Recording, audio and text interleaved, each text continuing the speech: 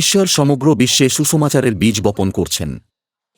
মধ্যপ্রাচ্যে নিস্তার পর্ব পালিত হয়েছে, এই খবর দেখে আমরা বুঝতে পারি পিতা ও মাতা এই সমস্ত কাজ করেছেন। যেখানেই জীবন জল বয়ে যায়, সেখানে কি হয়? লেখা আছে যে সমস্ত জীবন্ত প্রাণী জীবন পায় এবং সঞ্জীবিত হয়।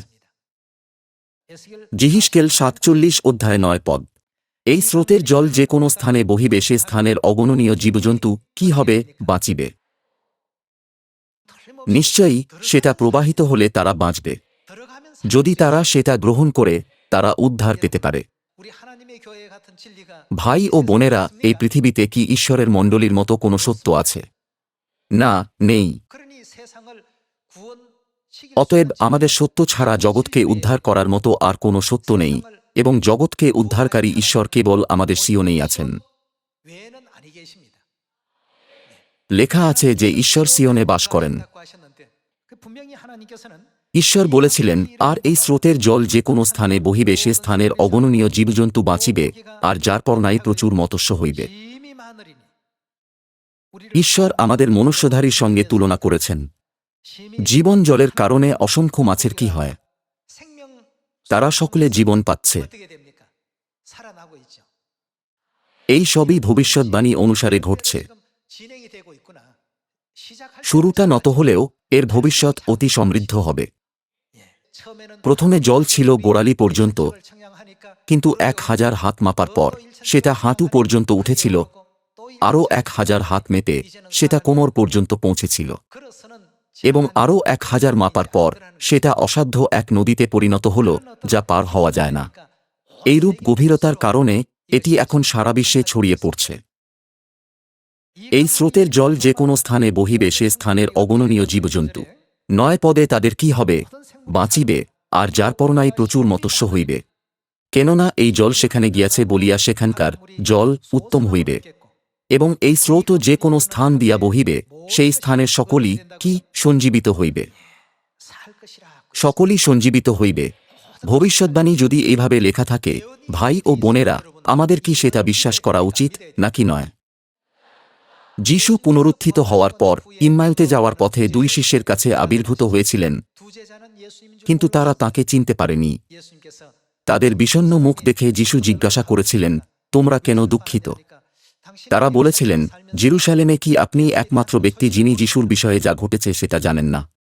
আমরা আশা করেছিলাম যে তিনি ইসরায়েলকে মুক্ত করবেন। আর আমাদের মধ্যে কেউ কেউ সমাধিতে গিয়ে স্বর্গদূতদের দর্শন পেয়েছেন, যারা বলেন তিনি জীবিত আছেন। এটা অবিশ্বাস্য। যিশু বলেছিলেন, হে অবোধেরা এবং ভাববাদীগণ, যে সমস্ত কথা বলিয়াছেন সেই সকলে বিশ্বাস করোনে শিথিল চিত্তেরা। কেন তোমরা ঈশ্বরের বাক্যে বিশ্বাস করো না? যখন তিনি ইম্মাউতে যাওয়ার 2 শিষ্যকে সেই অনুভব দিয়েছিলেন, রুটি ভাঙার মাধ্যমেই কি তাদের চোখ খুলে যায়নি এবং তারা যিশুকে চিনতে পারেনি? বাইবেলে যা লেখা আছে সেটা পূর্ণ হবে। এখানে লেখা আছে, এবং এই স্রোত যে কোনো স্থান দিয়া বহিবে, সেই স্থানের সকলেই সঞ্জীবিত হইবে। সকলেই অর্থাৎ কিছুই বাদ না দিয়ে সকলেই জীবন পায়। আমাদের সকলকেই বাঁচানো উচিত, তাই না? আসুন 10 পদ দেখি। আর তাহার তীরে ধীবরগণ দাঁড়াইবে, ঐঙ্গদি অবধি ঐনিগ্লয়িম পর্যন্ত জাল বিস্তার করিবার স্থান হইবে। মহাসমুদ্রের মৎস্যের ন্যায় নানাজাতীয় মৎস্য জন্মিয়া যার পর নাই প্রচুর হইবে, কিন্তু তাহার পঙ্কস্থান ও জলাভূমির প্রতিকার হইবে না, তাহা লবণার্থে নিরূপিত। তাদের মধ্যে আমরা যতই প্রচার করি না কেন যে মন্দ আত্মারা শুরু থেকেই শয়তানের পক্ষে ছিল এবং স্বর্গ থেকে নিক্ষিপ্ত হয়েছিল, তারা রক্ষা পাবে না, তাই না? পদ 12।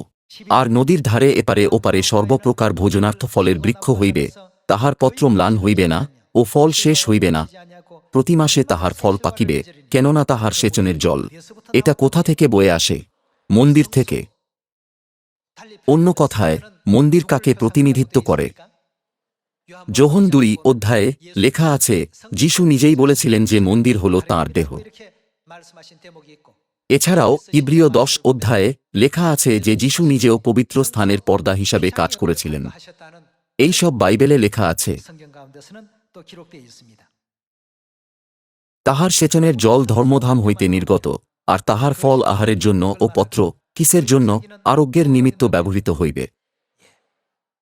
এটি একটি ঔষধি উপাদান যা মৃত্যুকে আরোগ্য করে। এটি সেই ঔষধ হয়ে ওঠে যা অনন্ত জীবন দেয়।